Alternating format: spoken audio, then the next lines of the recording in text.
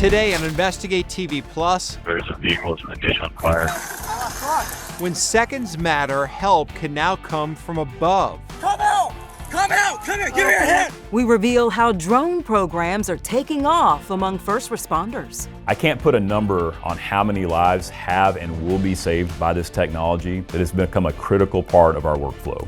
And we dig into the privacy concerns surrounding this new technology.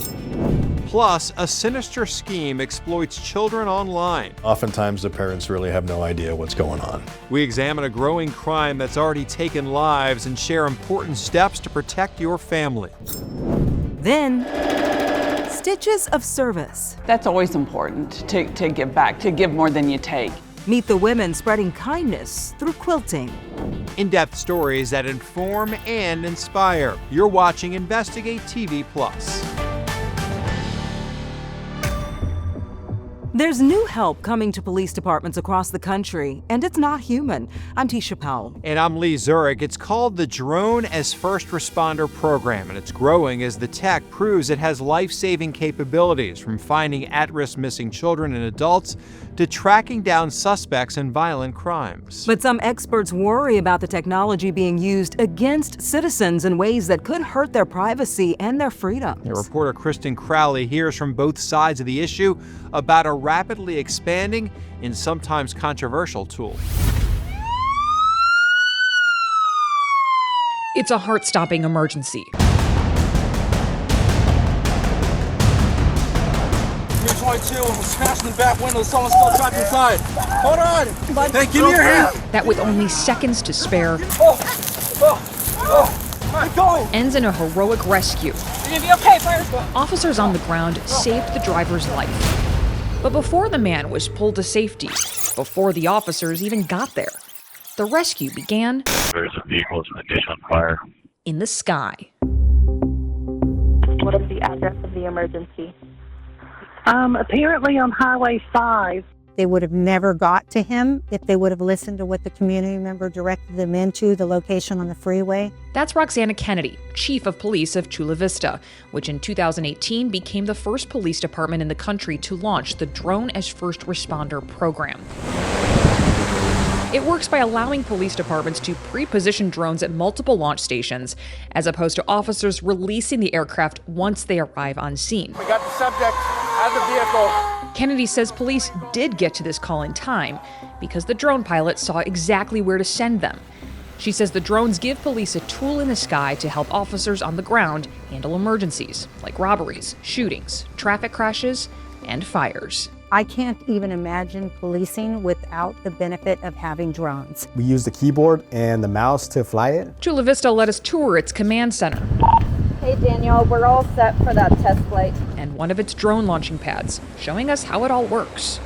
If I can tell by what they're telling the dispatcher that the drone is going to be of any help, I could send the drone before dispatch even sends officers. Cameras on the drone let home base see what's transpiring in real time. I like to say we don't have a crystal ball. We don't know what we're going into. Drones can get there quicker through no traffic so that officers can make better decisions as they respond to calls. It's a game changer.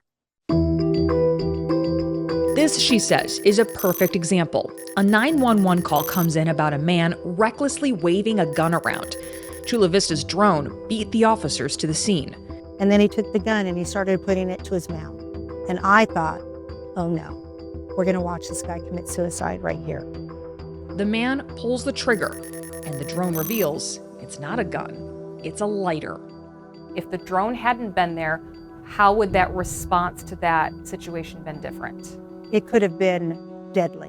If he is mentally ill and he turns around with that gun and points it at the officers, they don't know what his intent is. It could have ended up in a shooting. Success stories like these have led to tremendous growth of drones in policing. The Electronic Frontier Foundation says about 1,500 police departments now have some sort of drone program. So you'll see the person try to ditch some evidence, which is another thing that the drone caught. The thermal technology on the drone was able to see a heat signature. The drone will provide continuous coverage. I can't put a number on how many lives have and will be saved by this technology, but it is critical. It has become a critical part of our workflow. Rob Robertson is head of Arlington, Texas Police Department's aviation unit. They've worked with drones for years, but expanded their Drone as First Responder program in mid-2025. Robertson says in 2025 alone, the department will fly several thousand missions. At the end of the day, the goal of a public safety aviation program should be to put robots in dangerous situations to save human lives. Do you think this makes policing safer? Absolutely. Do you think this makes the community safer? Absolutely. But some worry about the cost of that safety. The big danger, the big thing that we worry about is that they will become omniscient, eyes in the sky, watching everybody in a community all the time. Jay Stanley with the American Civil Liberties Union says it's not against drones in policing and sees the benefits of using them to find missing people, or in the case of Chula Vista, to help guide officers to time-essential emergencies. It's the misuses it's concerned about. Government overreach. We think that there are limited reasonable roles for drones in policing. Nobody wants a drone overhead in their backyard. They don't want to be in their swimming pool with a drone surveying overhead, and I completely concur with that. You don't think that that's how it should be used either? So we're actually prohibited for using our aircraft for surveillance purposes. What do you say to departments that will argue, we're not using these for surveillance, we are using these for emergency calls to protect people, to save lives? If it becomes normalized, it becomes accepted, that's when we see that some departments will start to push the limits and start using it for routine surveillance, to watch whole areas just in case something happens. Part of the problem with today's drone program, Stanley says, is they have little oversight. Outside of FAA rules, there are no federal laws about the program, so each state can have different standards. To prevent drone surveillance, the ACLU wants to see clear policies, including limits on when flights can take place, like not for crowd control or to monitor protests, which could infringe on people's First Amendment rights.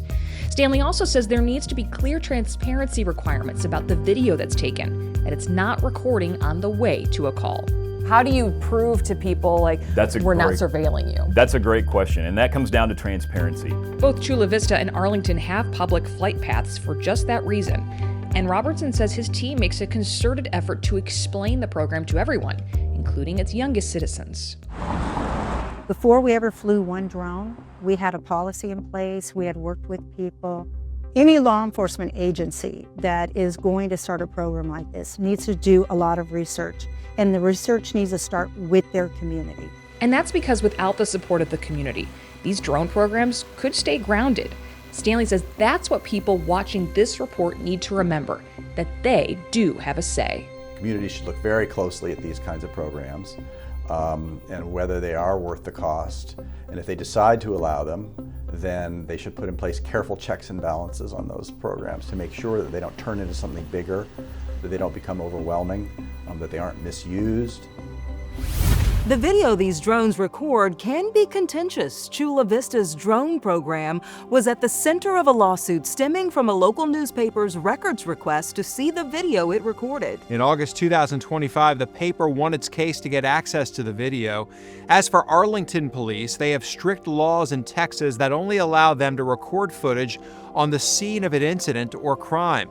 It cannot record footage on its way to a call. Chula Vista says it also does not record footage on its way to calls. Still ahead, a deck of cards addresses a topic many people avoid. I believe in having curiosity and courage when we talk about death, and that improves our life. How one game is changing the way families talk about the final stages of life. But first, all right, let's go to work. Police on 4 paws track down devices used to store illegal content.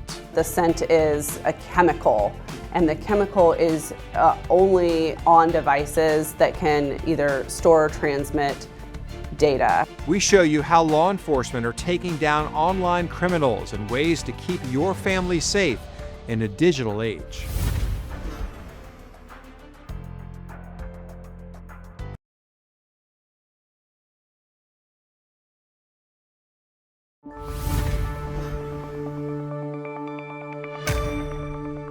For many teens, chatting online is a fun way to interact with friends, but for a growing number, those messages become instant nightmares. In 2025, child safety nonprofit Thorn surveyed 1,200 people between the ages of 13 and 20.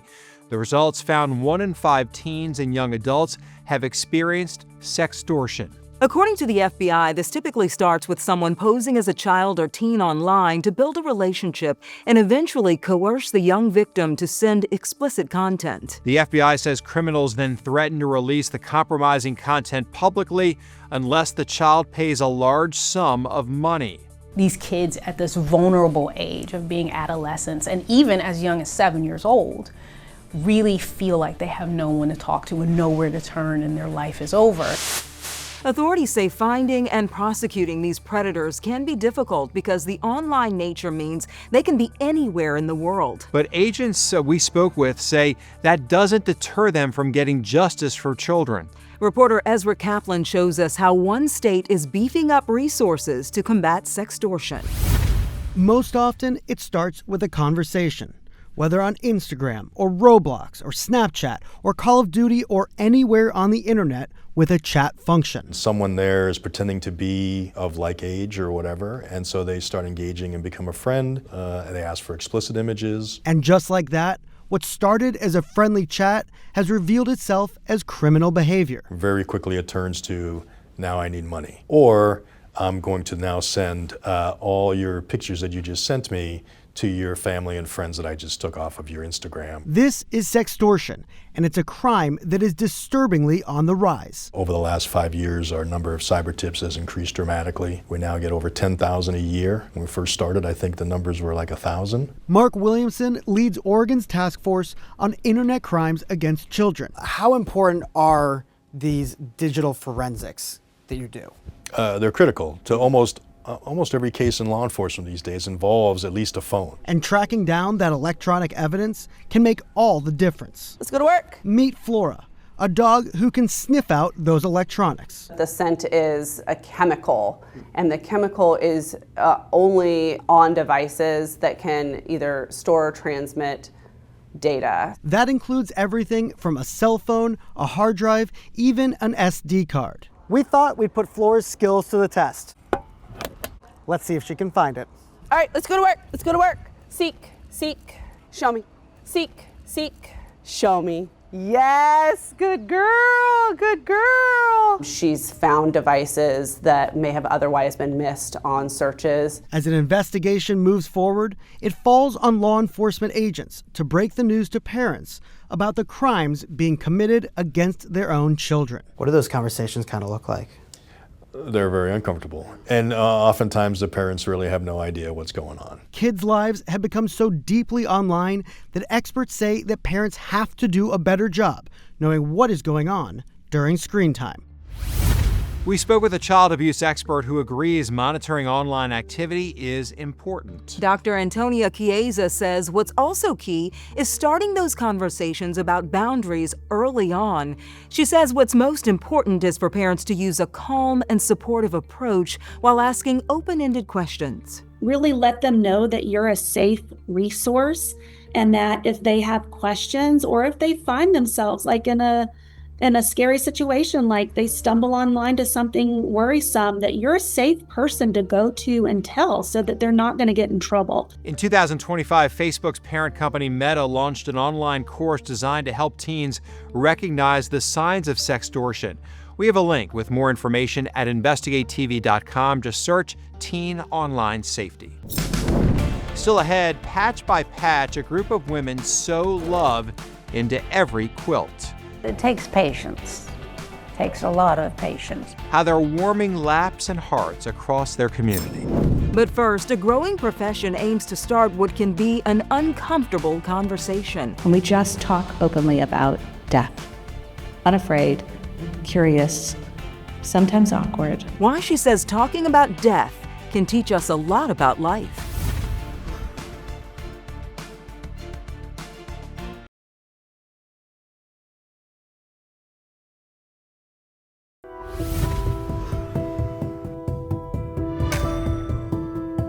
It's a universal experience for every human, yet for many, talking about death can be difficult. Yeah, a specialized profession aims to make it easier. An end-of-life doula, or death doula, is a person who offers services for end-of-life care, from planning final moments to providing respite for exhausted caregivers. As of 2025, there's no government body that regulates death doulas. However, many choose to undergo certification through the National End-of-Life Doula Alliance. In Washington, D.C., a historic cemetery hired a doula in hopes visitors will have healthy conversations about death. Reporter Deborah Alfarone shows us how we can start some of life's hardest and most important discussions.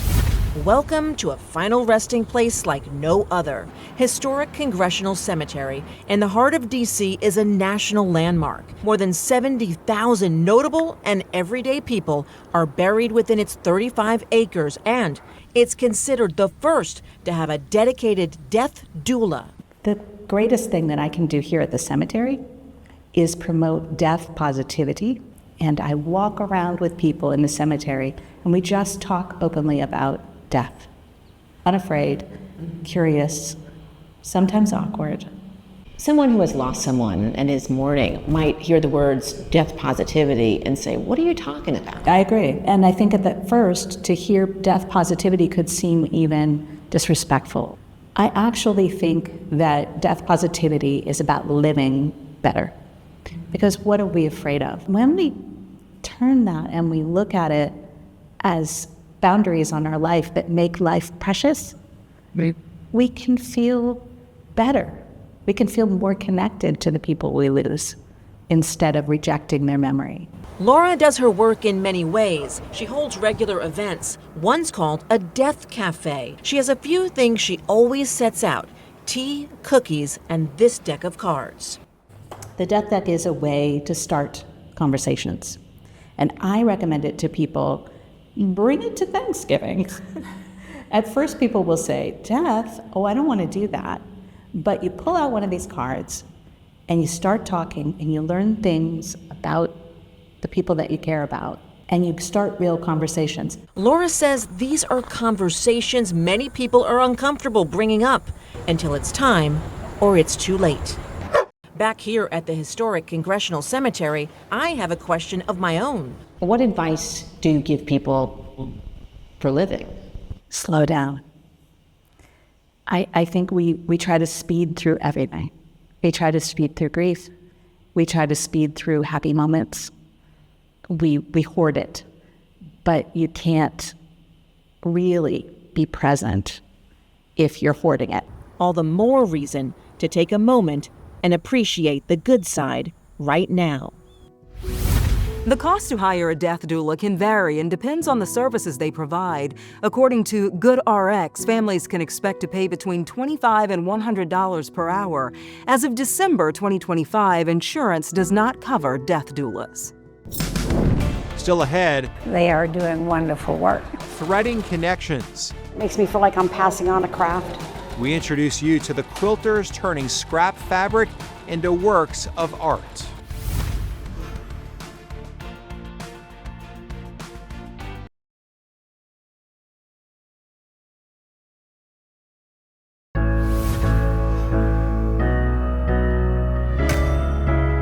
Usually they're used to keep warm, but this quilt serves a bigger purpose. At 50,000 panels and 54 tons, the AIDS Memorial Quilt is the largest quilt in the world. Each patchwork panel is meant to honor someone lost to the AIDS epidemic of the 1980s.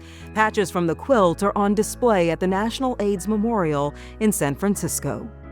In southern Indiana, a group of quilters dedicate their time and skills to comfort people in need. Reporter Myra Ansari shows us how they're threading connections in the community. Inside St. Paul Episcopal Church's carriage house in New Albany is a well-kept secret. Do you think people realize what's going on Nobody inside this knows. church? Nobody knows. A group of women. I retired about 3 years ago.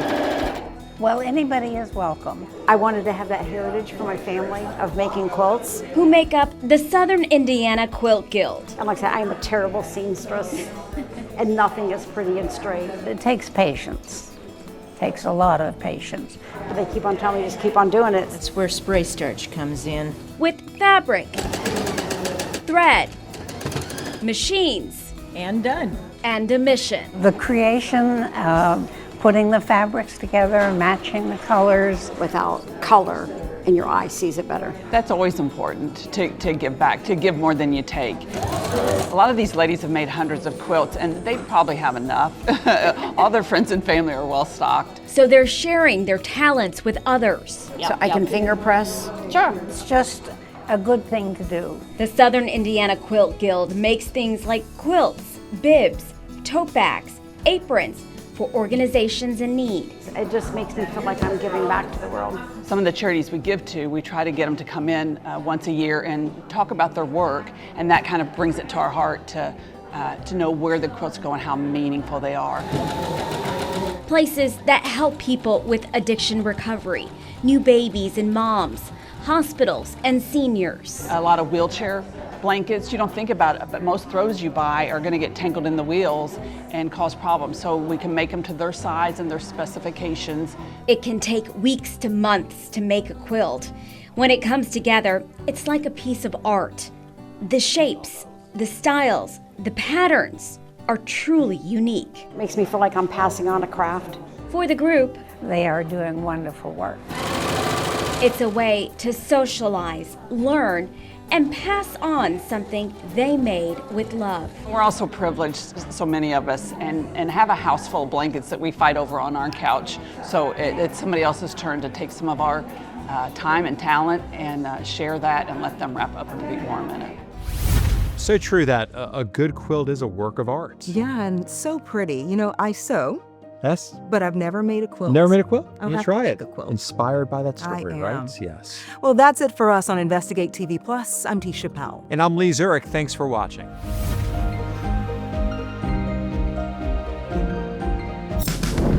On the next Investigate TV Plus, a gift meant to save lives could potentially be discarded. It's tragic because the families really want to help as many people as possible. We uncover how many donated organs never get transplanted and what experts say is stopping the surgeries.